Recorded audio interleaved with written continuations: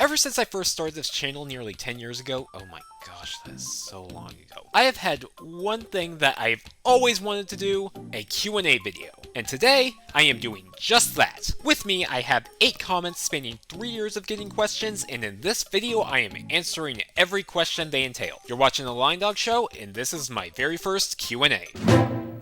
Okay, starting off with Clairvoyant Dreams 358. What are your opinions on Hercules? And favorite Yokai Watch game and why?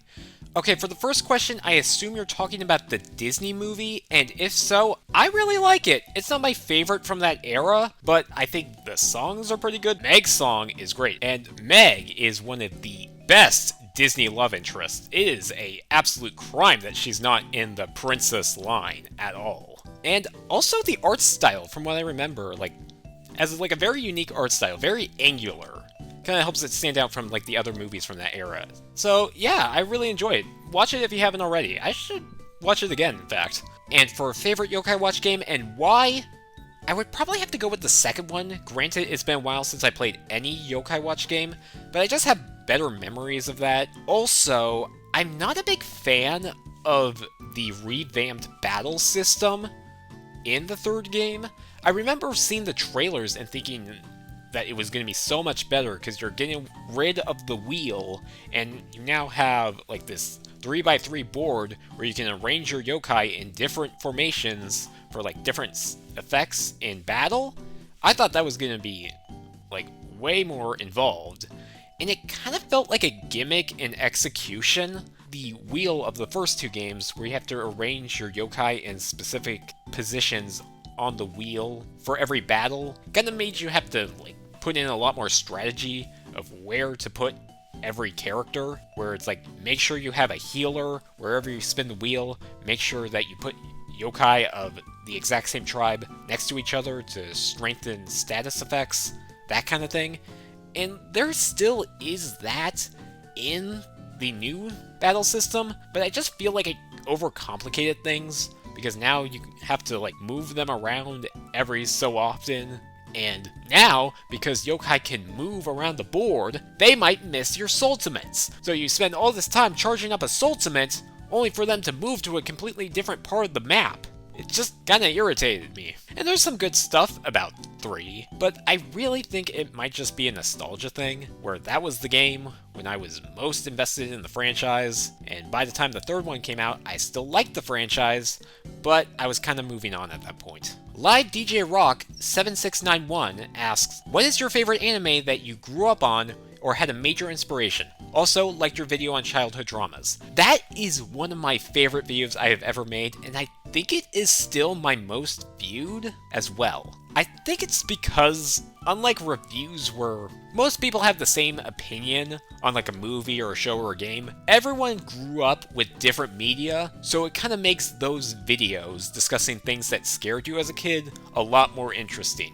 There's definitely some overlap, but I don't think everyone was talking about Mario Kart Wii or the Incredible Hulk fist toys the same way I discuss them.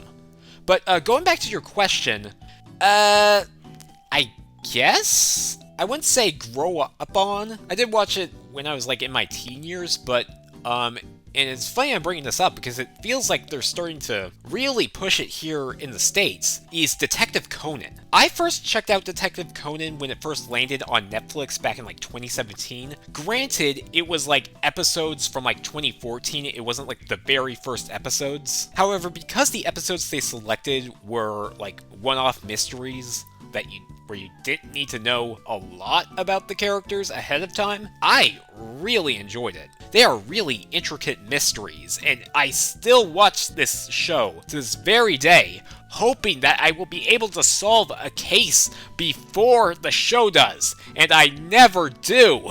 But yeah, and that, I feel was a favorite of mine, and is kind of an inspiration for a project I'm working on, but I feel at this point it's kind of taken on a life of its own. But I think even then, you could still tell that it's definitely inspired a little bit by Detective Conan. And, if you're interested, go check out the TMS YouTube channel, because for the past, few months, every week they like drop one of the Detective Conan movies. And I've actually been like trying to keep up with that. I haven't been watching all of them, but like if you want a little taste of the franchise, go check those out. I don't think they're as good as some of the individual episodes, but they're still pretty good. So yeah, check out the TMS channel. Bumpy Gaming asks, are you a big DreamWorks fan? And if so, what is your favorite movie from them? Oh, definitely. I'm a pretty big DreamWorks fan. I feel like a lot of people are. This is actually kind of interesting because this comment came from 3 years ago, and I feel like nowadays, the DreamWorks fandom has really exploded. And I feel like a lot of that is because of their output from 2022, because you have the original Bad Guys and Puss in Boots: The Last Wish.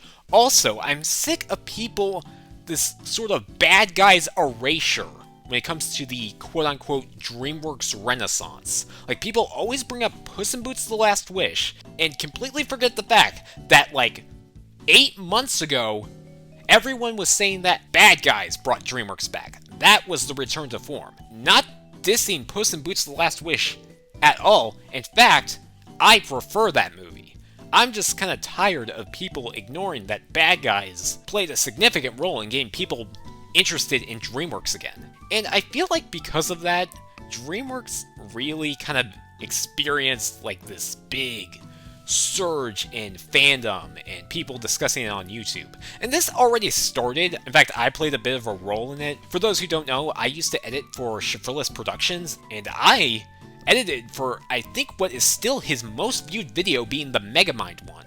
And I feel like that kind of, those kind of videos, him and like other YouTubers who were talking about like, were like going back to the late 2000s, early 2010s DreamWorks movies and talking about how great they are, really kind of launched DreamWorks to kind of have a similar fandom to Disney and Pixar, at least here online.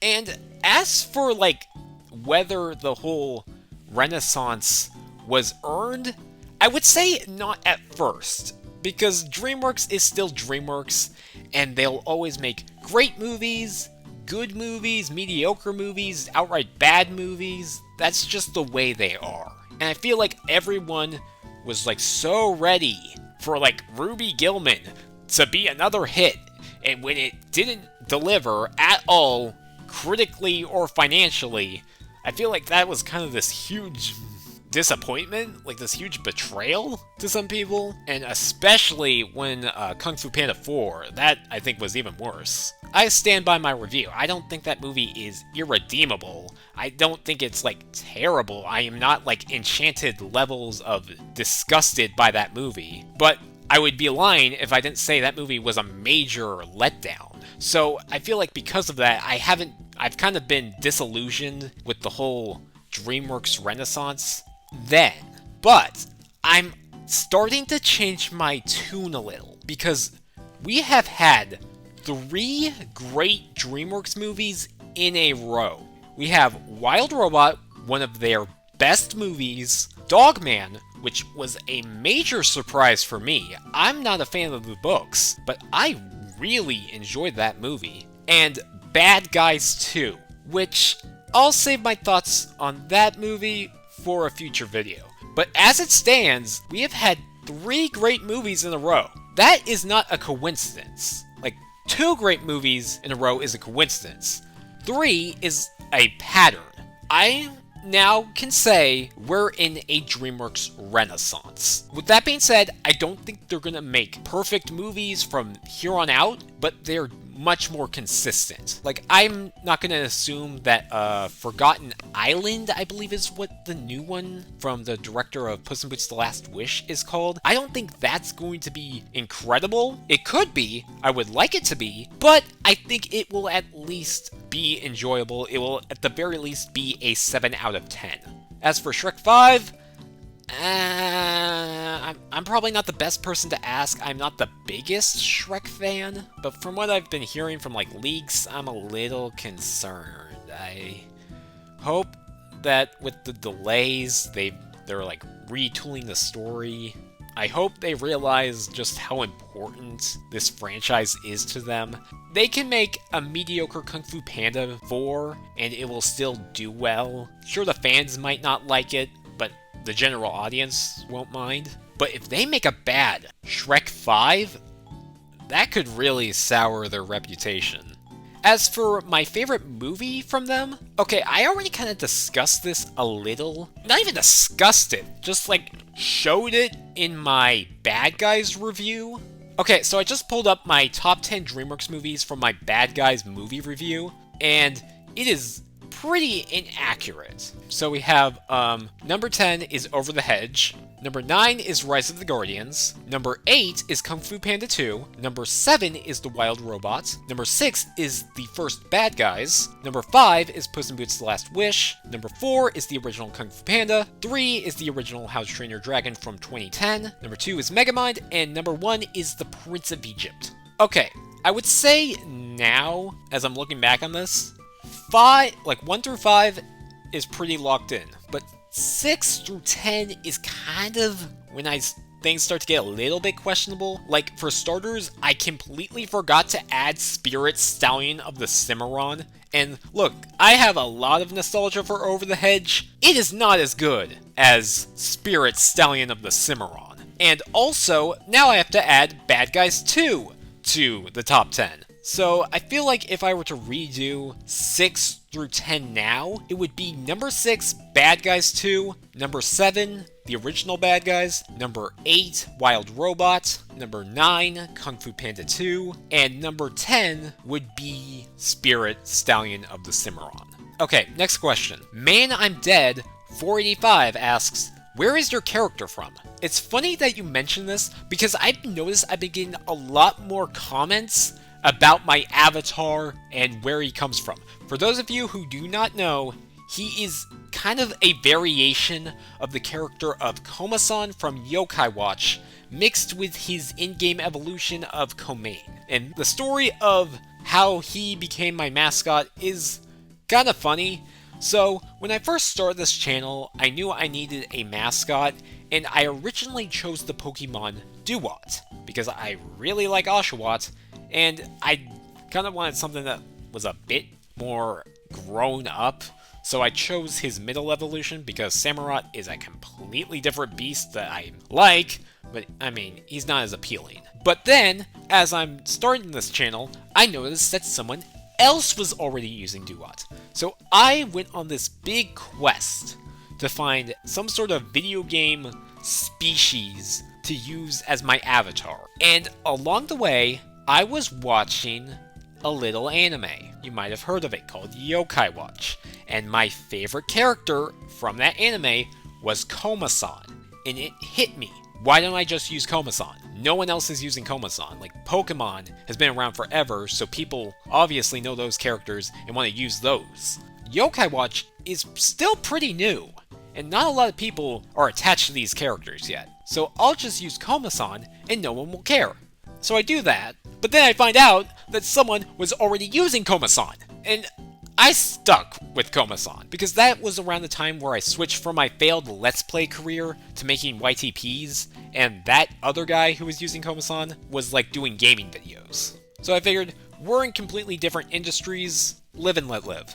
And when it came time to rebrand the channel for the LionDog show, I decided to redesign the character a bit because I selected that character when I was like 14, and I wanted to kind of show that I have matured somewhat. So I decided initially to just make it Komain, but I'm not as big of a fan of Komain's design. So I kind of compromised by taking the elements of Koma-san that I liked with the elements of Komain that I liked to create my character. And since I really like wearing sweatshirts, even when it is like really hot outside, I decided to give my character a green sweatshirt colored after Koma-san's little sack that he always wears. And it's so funny that people to this day will go, "Oh my gosh, it's Koma-san!" And I'm like, oh yeah, it is. Because like, I'm gonna be honest, I've kind of moved away from Yokai Watch for years at this point. I still like the franchise and have fond memories of it, but it's not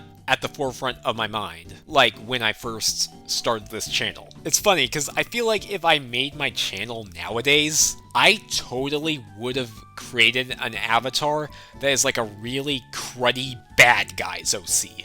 Like Mr. Weasel, or Mr. Raccoon, or something dumb like that. Mr. Possum, Mr. Skunk, I don't know.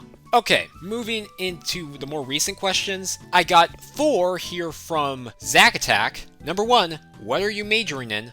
Number 2, do you have a big DVD Blu-ray collection?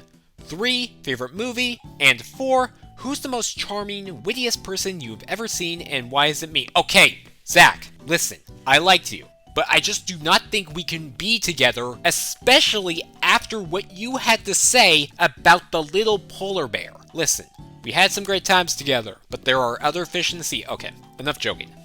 What am I majoring in?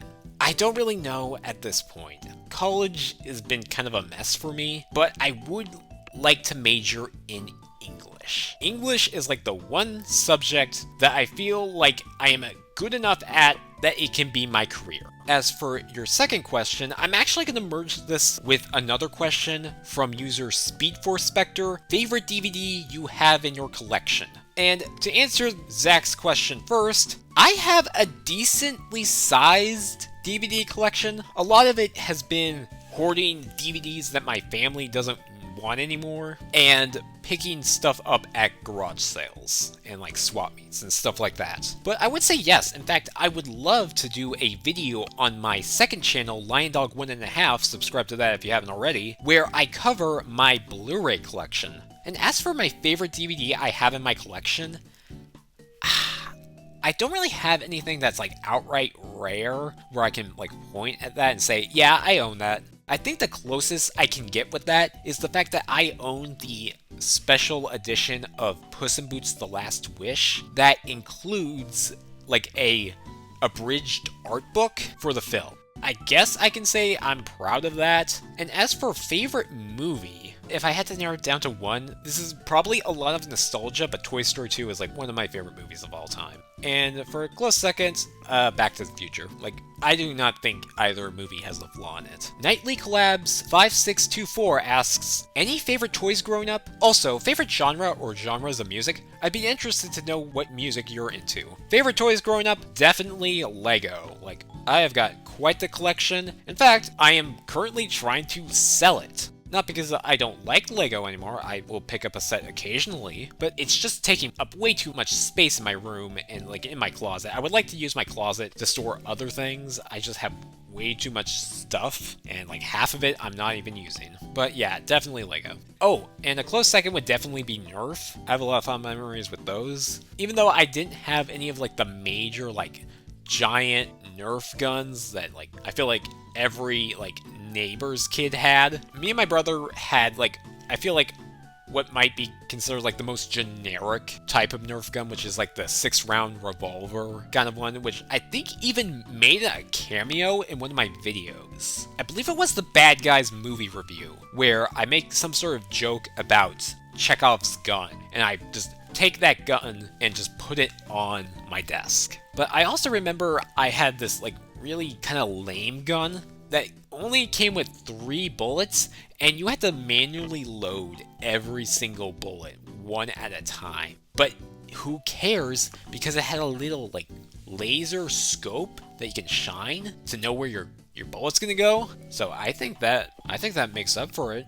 As for favorite genre or genres of music, I can't really pinpoint a proper genre that's like my favorite. I'm the boring guy who just listens to whatever sounds cool. Though I will say, dang it, K-pop Demon Hunters might have gotten me into K-pop. Like some of my like algorithm has been just feeding me nothing but K-pop because I've been listening to that movie soundtrack. And some of it is pretty good. I might now be a fan, I guess. And we'll wrap this up with another question from Bumpy Gaming. What is your favorite movie from each animation studio? Disney Animation, Pixar, DreamWorks, Blue Sky, Sony Animation, Illumination, Warner Animation Group, and Paramount Animation.